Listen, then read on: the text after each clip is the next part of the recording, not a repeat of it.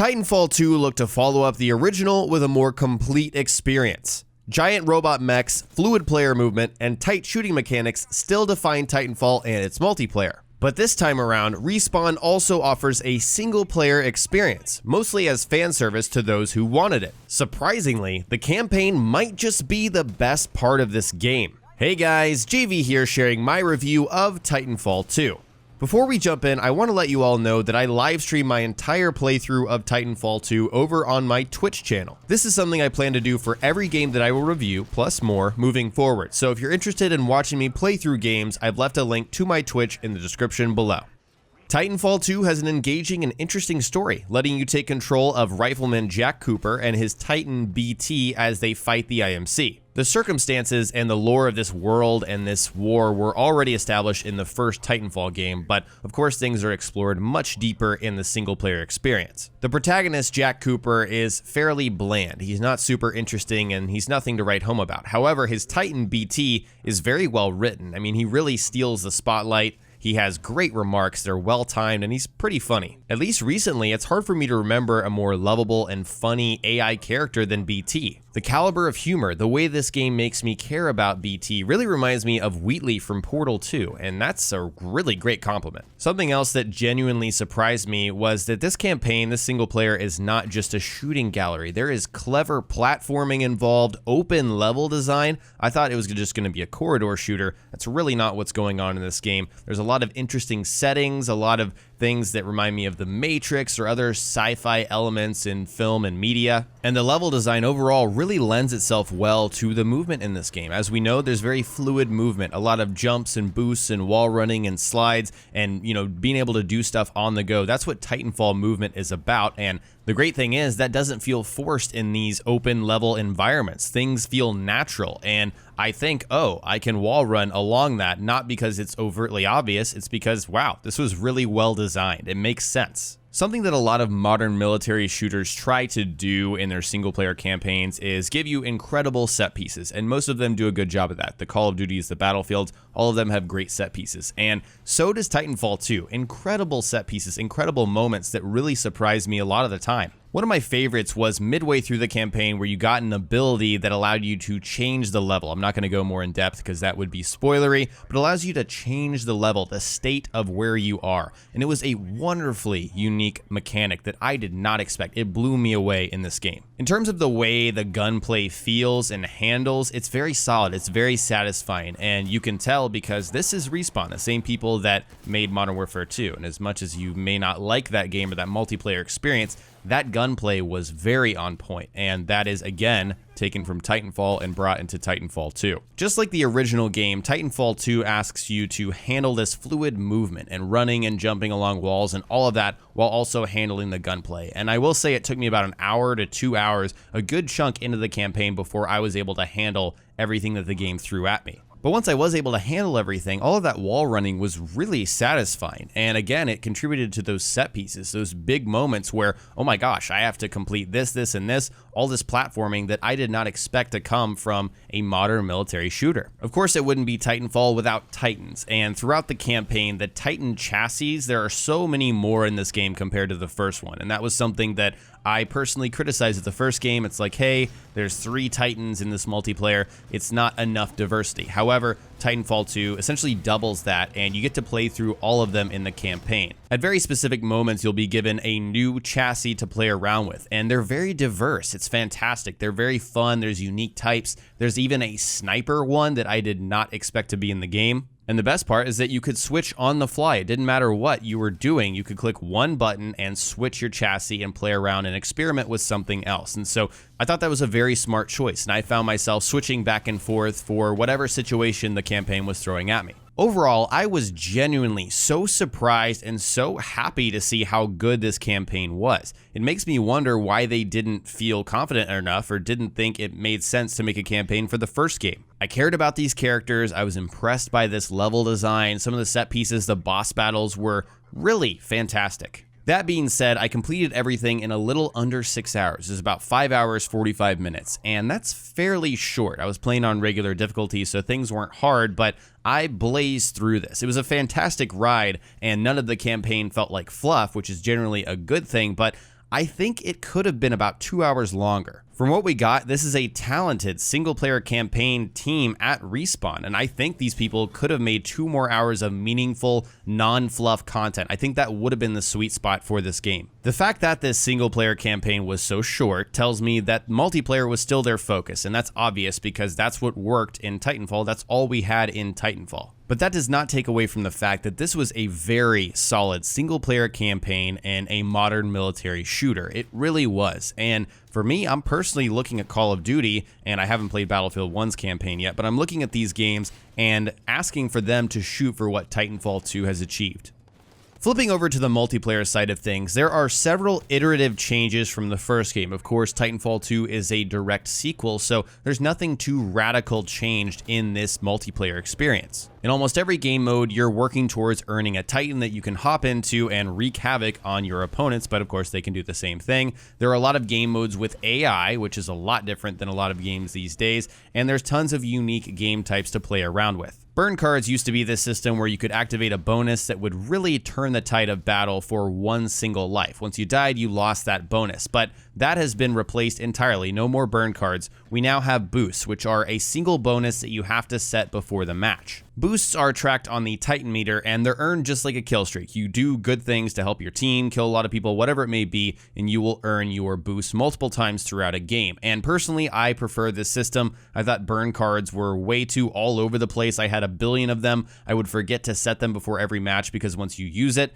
it's gone. And so boosts just make more sense. It's a simplified version of the same system, but it makes more sense for me. Customization of pilots and Titans across the board is far superior than it used to be in the original game. There's far more abilities, far much more variety in what you can do with each pilot and each Titan. Multiplayer uses a basic loadout system that you see in a lot of other games. You can set these and then swap between them, but you can't change specifically what's going on in the loadout like Battlefield, for example. But the main thing that distinguishes pilots is the tactical ability. It's like a main ability that is on a constant cooldown. So you have things like cloaking yourself, throwing a little knife that reveals enemies in a nearby area, or healing yourself a little bit, making yourself a little bit faster in certain situations. At the bottom are 2 small perk slots called kits, and these choices customize how the pilot feels and plays. I wouldn't say these really turn the tide of battle or really change things too much. It's really more what you're comfortable with and what, kind of complements the way that you play multiplayer. A huge improvement, probably the biggest thing for me in this multiplayer, is the weapon selection. This is such a massive improvement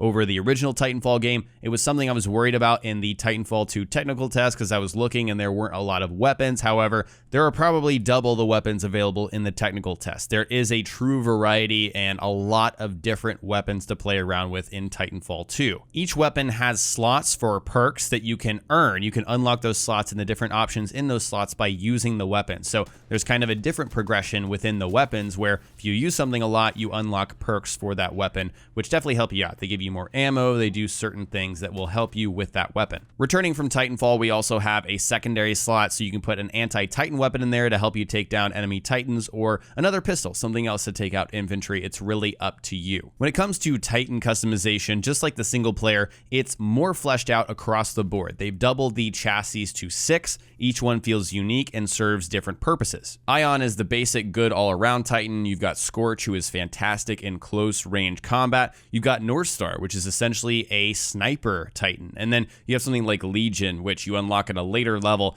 and that is really, really powerful. It really feels like the best Titan available. But overall, Titan combat seems better. There are less boosts, and that was something that I liked in the beta. The original game had Strider, and you could just boost over and over and over. It seemed infinite at some points. That's just not the case in this game. Again, there are perk slots. There are Titan kits where you can go in and customize your Titan very similarly to a pilot, but it's a little bit less. It makes more sense. You can't actually change the abilities of the Titans. You can only change kind of their perks. So that is a little bit of a limitation, I will say, but I think it makes sense for balancing and making sure that you can't make just a ridiculous Titan that will wipe out anything else. A big change that I noticed that really increases the lifespan of a Titan is this battery system, which is essentially like Titan health. If you want to jump on an enemy Titan as a pilot, you pull out their battery, and that's how you hurt their health. And so that's how you're able to take down enemy Titans, but that's also how enemy pilots can take down your Titans. So you have to watch out for that. Again, you have to watch out for rodeoing pilots.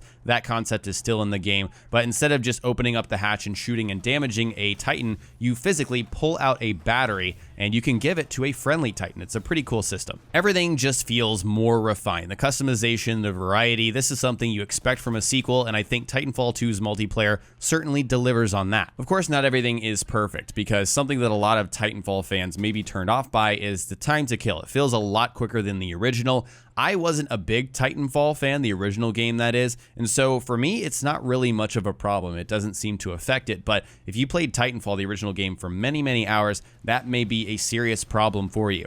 In general, maps are very unique. They kind of reflect what you get out of the single player experience. I was blown away by the settings and what I was doing, where I was fighting in the single player. That translates to the multiplayer. I think there are some fantastic maps in this game. Just like the original, the maps are designed to suit both pilots and Titans, and it really works. It really feels natural. Again, just like the original, I think the map design is really on point and really on par with the first game. Another one of my favorite parts about this multiplayer is the bounty hunt game mode. I think it's really good. It's easily the best game mode for me in this game because it's new. It brings something new to the table. It's this mixed kind of bounty thing where each team is going after a bounty, but again, you are in a multiplayer match, so you can kill each other, prevent each other from getting the bounty. It's a complex mode, and I really, really enjoy it. It's my favorite mode in the multiplayer, but we also have amped up Hardpoint, which is a unique twist on domination, if that's something you like. You have Attrition, Last Titan Standing, Pilot-only modes also return. You got a lot of modes to play around with. Unfortunately, the online population on launch, at least on PC, I've only played this on PC, so only,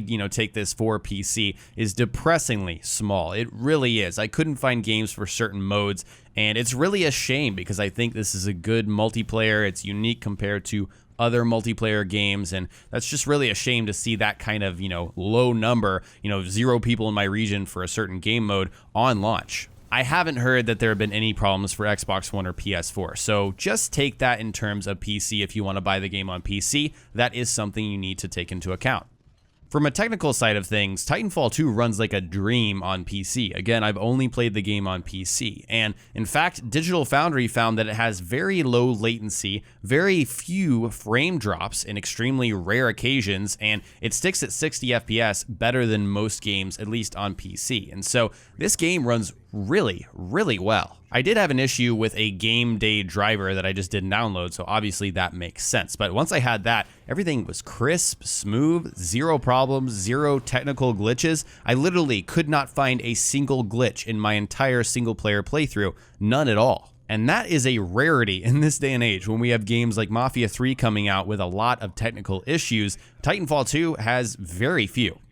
I've bragged a lot about Titanfall 2's multiplayer. I think it's very enjoyable, it's much more refined, and it's definitely unique compared to competitors in the same space. My one issue, though, is that there's nothing truly groundbreaking that sets this apart from the original. Of course, like I said, things are better. It's truly a better game, and that's fine. That's what we expect from a sequel. But if you didn't enjoy the original Titanfall's multiplayer mode, then I doubt Titanfall 2 has enough different going on to bring you back in and make you enjoy it. I just don't think that's there. I think it's pretty obvious, but the single-player campaign experience in Titanfall 2 really steals the spotlight. It's easily the best part of this game for me, and without the single-player, I think Titanfall 2 could have been a critical failure, again, because there's not enough different going on. To me, this game shines because of its single-player experience, because I did not expect what this game offered, and I was truly impressed by it. The bad news is that the game is not selling well. Early numbers indicate that Titanfall 2 is selling worse than the original Titanfall, even though the sequel, this game, is available on more platforms. That is terrible.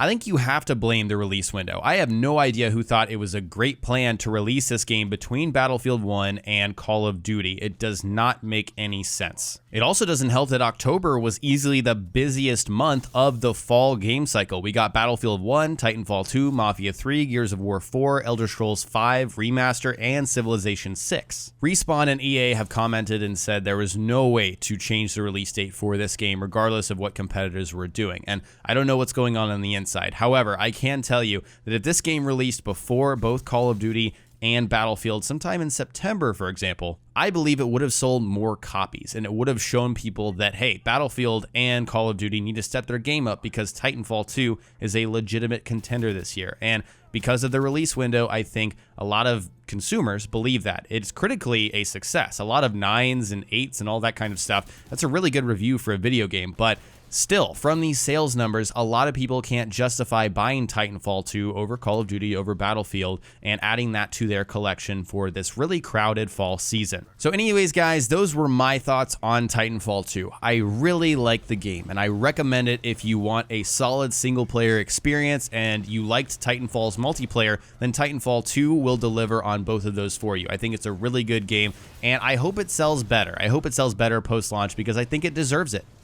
Let me know what you think in the comment section below. Will you get Titanfall 2 after watching this review? And if you've already got it, how do you like the game? I'd really like to hear what you guys are thinking in the comment section below. If you enjoyed this video, hit that like button. I would really appreciate it. Be sure and subscribe for new videos here on my channel almost every single day. You can follow me on Twitter at JV2017 if you want to stay up to date on my videos. You can follow JV2017 over on Twitch if you want to see me play through whatever games I share here on the channel. Thanks for watching, and I'll talk to you next time.